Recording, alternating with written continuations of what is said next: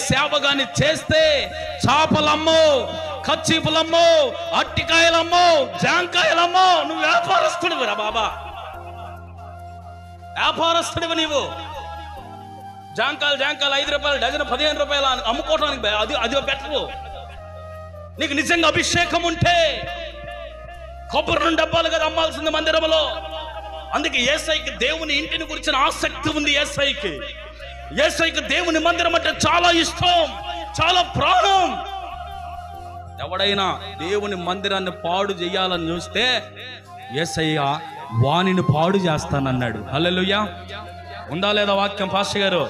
ఎవడైనా నా మందిరాన్ని పాడు చేస్తే వాని ఇంటిని, వాని శరీరాన్ని నేను పాడు చేస్తాను. హల్లెలూయా.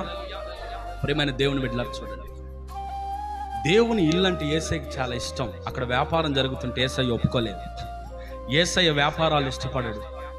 దేవుని ఇంటిలో ఏం జరగాలి? ప్రార్థన జరగాలి. దేవుని ఇంట్లో ఏం జరగాలి? స్తుతి ఆరాధన జరగాలి.